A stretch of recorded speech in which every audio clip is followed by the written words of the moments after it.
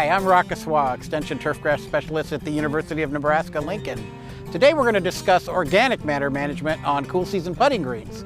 There's been a wealth of information put out, including work from our group here at Nebraska, and I'm going to take you down a path that will allow you to access a lot of this information, not only from our group, but also from other groups that have spent a majority of their time working on this very important project and problem in cool season putting greens.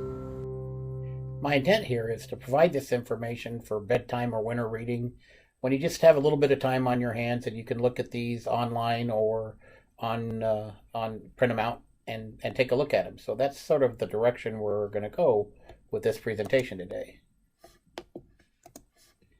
So we know that the practices to change thatch into mat include top dressing and cultivation. Seems pretty simple. Why do we need to spend the next 10 or 15 minutes talking about it? It's not as simple as it appears. How much top dressing? Why are we top dressing? Are we trying to control organic matter? And if so, or manage organic matter, what does that mean? What kind of cultivation techniques can we do? And that's the work at Nebraska that we've done for about the last 15 years, trying to figure out the optimal, or maybe not the optimal, but at least some approaches to managing organic matter. This is where it all started. This is an article you may want to download. So all you have to do is get your smartphone out, hold it up in the camera mode, and take a look at that QR code. And basically it'll show up as a web link. You can tap on the web link and email it to yourself or save it in whatever means is more comfortable for you. But that QR code works really well with smartphones and other scanning software. This is where it all started: soil physical and chemical characteristic of aging golf greens. This work was funded by the USGA and the Environmental Institute for Golf for about 11 years, and we can have you look at this particular article and kind of get an idea of where we went and why we went that direction. But what we did find out from that study, and not surprising, is that organic matter accumulates as sand greens age. You know, in a serpentine pattern from the top to the bottom. 1, 2, 3, 4, 5, 6, 7, 8-year-old greens go from having a very shallow organic matter layer to something in the neighborhood of 3 inches by the 8th year. That's significant, and we know that it can cause some problems, as well as offer some positive effects as well. So that led us into our first major investigation in organic matter, which was our organic matter management study that was funded by a number of organizations we'll cite here at the end. But our biggest thing we wanted to do was to see if you could get the same effect with a hollow tine or a solid tine, because there were some people that were already doing this in practice and seeing some positive results. And then also we wanted to look at venting methods, because venting had just started to come into vogue, and currently now it's obviously very well utilized and effective. But at this point in time, there wasn't a lot of information on venting, and especially related to organic matter accumulation. This is our treatment array. We had 3 separate tine treatments: plots where we did absolutely nothing, plots where we did 2 times a year a 1/2 inch diameter hollow tines, and the same with a 1/2 inch OD solid tine. And then we had venting treatments where we did nothing.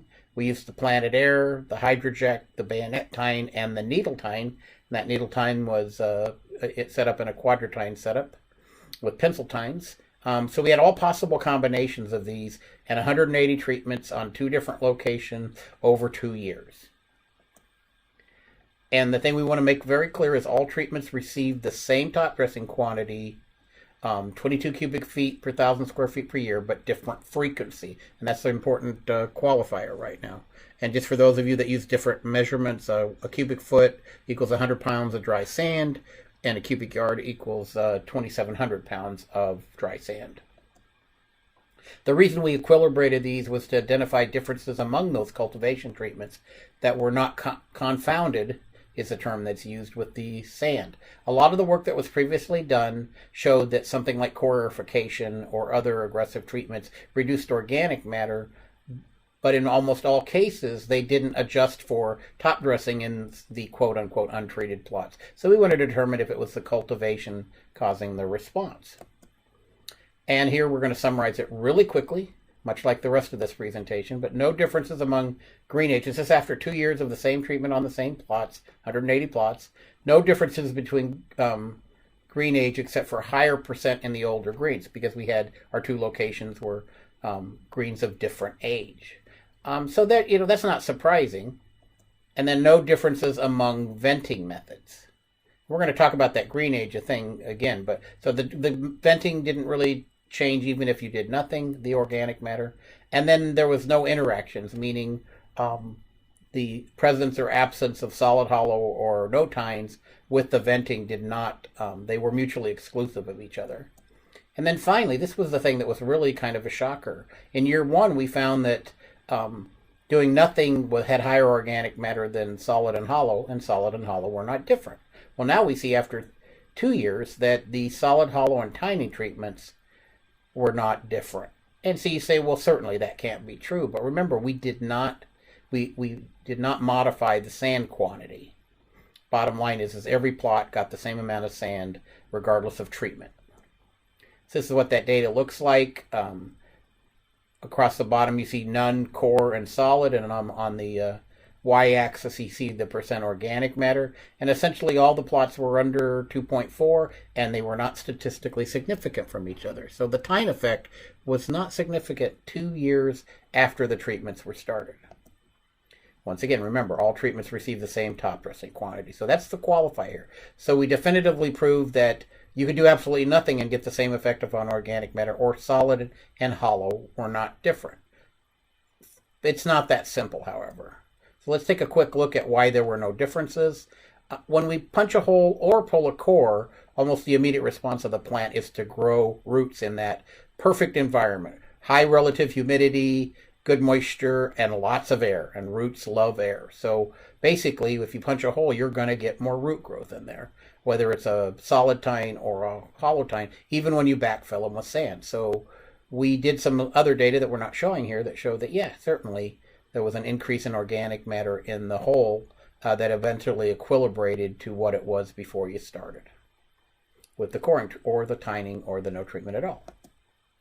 What these data don't do or don't suggest is really important. Cultivation when top dressing quantity was equal was insignificant as a means to control organic matter.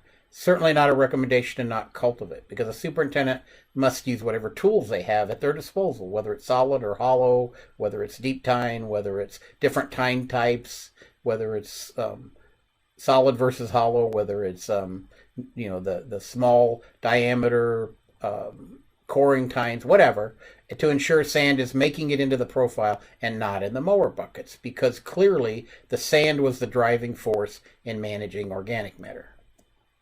And also I want to show this up. This is really important, that top dressing interval relative to tine venting combinations, to get that much sand in, if we did nothing, no tine treatment, no venting treatment, we were top dressing during the active growth phase every 5 days on those plots.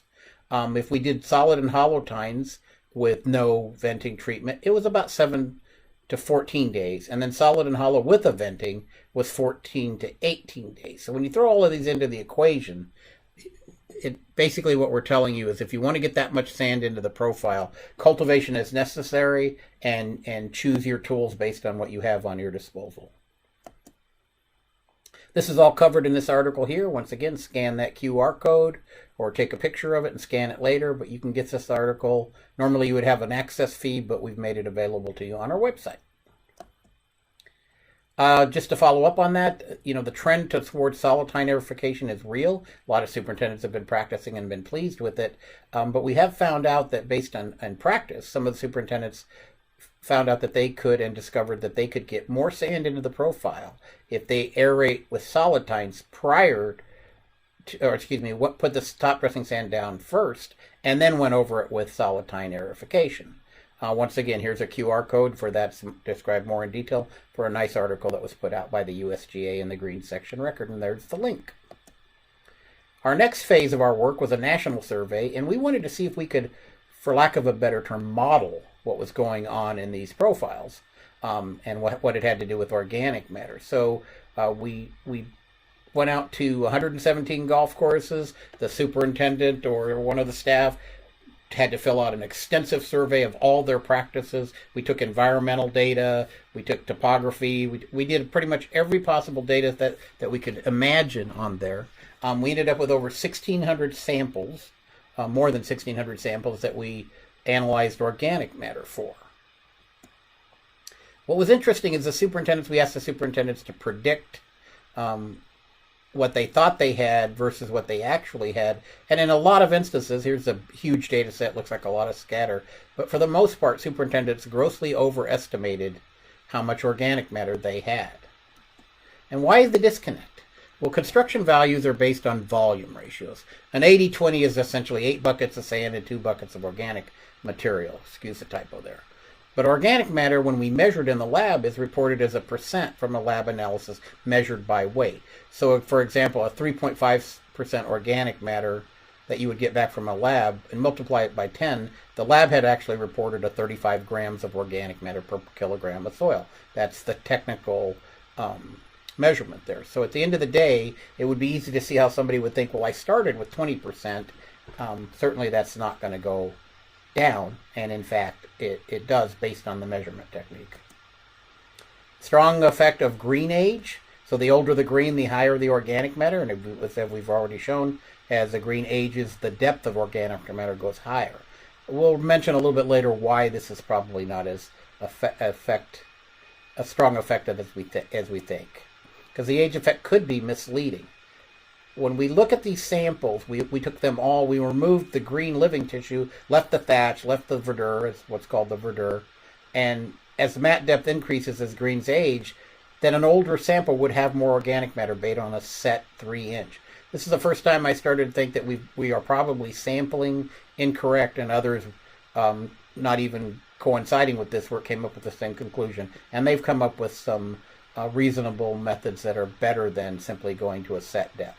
Set depth is appropriate for agricultural soils for crop production, but not so for golf greens. Because there's a better picture that's mat development over age, and you can see how the deeper you go, the greater the organic matter deposition. And when we separate these out, we pick up no significant differences until we start getting into that zone, which is delineated by age. But we have a way, or there is a way that's being proposed and being utilized that we're going to share with you later in the presentation. The survey information clearly show that if you increase Topdressing rate, organic matter goes down. Nothing surprising there. I don't show all the data points in here because 1600 looks pretty messy, but just this is the true trend line for that analysis. So here's the survey summary, real briefly. None of the variables collected by themselves or in combination with others predicted organic matter. So our whole hypothesis idea of coming up with this model that could predict based on what you do on your golf course how much organic matter you would accumulate, it wasn't possible to do, primarily because of all the variables involved. But the consistent things we found out is that courses using 18 cubic feet per thousand of top dressing with or without venting consistently had the lower organic matters across all the golf courses across the United States. We saw some unique cultivar differences, but we saw some not much with the cultivar, bottom line. So just understand, so now we've gone from roughly a little over 20 cubic feet to 18. So is that the recommendation now, 18 to 22?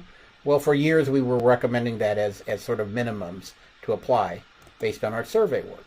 This is summarized really well in an article that the graduate student Chaz Schmid wrote, Organic Matter Concentration of Creeping Grass Greens in the Continental United States and Resident Management Impact. It summarizes it really well, has some interesting points in it. Also got to give a shout out to my daughter, the last author on this article. She's a biostatistician at Wake Forest University in North Carolina, and we couldn't have done the Buck Rogers statistics without her help. There's the QR code, scan and download. So now we're back to something that we've known for a long time, that top dressing has benefits. And, have we discovered anything really unique? Probably not. As a matter of fact, Beard in his classic textbook, Turfgrass Science and Culture, in 1973 says the most important management practice for organic matter is top dressing. So, we were not disturbed that, hey, we're just reinventing the wheel, but we did see that there were some other nuances that we've shared with you. So how do you get rid of organic matter? You can accelerate decomposition with increasing surface area and aeration with cultivation practices. There are a lot of products out there that are purported to increase degradation that are inoculants, for lack of a better term. Our results say they're inconsistent and not reliable, although there's a fair amount of information that in worms, feeds, and grasses they can be fairly effective. Physical removal, which is disruptive and doesn't make members very happy. Those would be power raking, dethatching, and core aerification. And then finally, the one that we kind of center on right now is dilution, and dilution is going to happen in top dressing. So the bottom line, the solution to pollution is dilution, or sometimes the buzzword on social media is dilution is the solution. So whatever you've got to get the sand down that's going to dilute the organic matter, that is the bottom line. So there's a really nice, so how about, we can talk about quantity, and we'll do that in a minute, but what about sand particle size? And there's a really nice article put out by the Green Section Record about a year ago, Light and Frequent Top Dressing Programs. These are programs for both cool and warm season grasses from Rutgers and in the southeast. There's the QR code, a really nice coverage of how you might manage using finer sands, which are easier to incorporate in combination with coarser sands. So to me that's a must read for anyone wanting to fine tune their top dressing program. So we go back to this old slide I had in presentations a long time ago in a village far, far away. How much sand to use, and we saw recommendations from 20 to 40 cubic feet, and there's all kinds of variables involved. Our work said 20 to 24 cubic feet. Jim Murphy at Rutgers recommends somewhere upwards of 40 because of their growing conditions. So what's the magic number? Well, there probably isn't a magic number. The key is matching your growth rate to optimize top dressing. And the use of the growth potential models that Pace Turf has out that are environmentally based is a starting point, and maybe even an endpoint for a lot of you. They have both warm and cool season models for growth potential on their website. I would strongly suggest you consider looking at that. There's the QR code. And then this idea of measuring clipping volume, which is relatively new. Micah Woods at the Asian Turfgrass Center has a really nice publication called One Bucket at a Time. And it's a little bit of a different approach because you're measuring clipping volume as opposed to clipping weight. But this has applicability, and a lot of superintendents are utilizing this. So there's a QR code, or you can go to asianturfgrass.com and download the PDF and get this information. What about sampling depth? We brought that up earlier, but the bottom line is there's some issues with sampling depth. These are 4 different labs with 4 different techniques. Clearly the labs would come back with a different number. I like the idea, once again, proposed by Micah Woods. He says hashtag OM246. And there's a nice article there of the rationale behind using this. And you're separating in 3 increments. And each increment can then provide you information of value as you decide your management techniques. So this is a good article for everyone to look at if they want to look a little bit deeper into fine-tuning their organic matter management, especially on putting greens. So let's get to organic matter testing. You got to know how your sample was taken, and don't compare apples to oranges. Don't compare your lab with somebody else's lab. That is just fraught with misinterpretation and error. We suggest annual test to determine long-term trends, for what you're working on consistently at the same time of year, because we know it fluctuates over the season. Try to stake on the same location in green, or my preference is sample all greens. Avoid a set sampling depth. Consider using the hashtag OM246 that was mentioned in the previous QR code. And then look at your results, and then look at how your course looks. There is no magic number there. People seem to be obsessed with 3.5% and then 3%, and others obsessed with 2%. There really is no magic number. Your course is going to be different and perform differently on organic matter content. So what you want to do for sampling is to manage trends in what you're doing and how well it works. Some other thoughts here. One size does not fit all. Everyone's going to use what they have at their disposal. There is no universal percent organic matter. It's not, and it has not been scientifically determined across all green conditions. Methodology and sampling differences exist and must be considered. There is a group of people with the USGA called the USGA Organic Matter Brain Trust, and they're trying to determine some better sampling techniques and other things. It's an ongoing project. Keep your eyes open for that. Cultivation is obviously critical to increase efficiency in sand incorporation. Solid are not different than coring tines, and that's been widely adopted with good success. And the benefits of top dressing continue to be identified. One last thing I want to share with you is the characterization, development, and management of organic matter in turfgrass system. It's a book chapter that I wrote with a number of colleagues. You can download this free of charge. Much more in depth than the other articles, and a little more technical, but clearly worth the read if you're so inclined. Finally, I want to acknowledge the groups that made this possible. Great industry support, great support from the USGA and the EIFG, the golf course superintendent groups that got involved in Nebraska and South Dakota, as well as Peaks and Prairies, companies Jacobson, Toro, JRM, and Planet Air, and the Nebraska Turfgrass Association. Thanks for watching. Hope this information will be useful to you as you read through the next couple of months and get ready for next year. Remember, you can always contact me at rgaussoin@unl.edu or on Twitter at rockinsense57. Thanks for watching.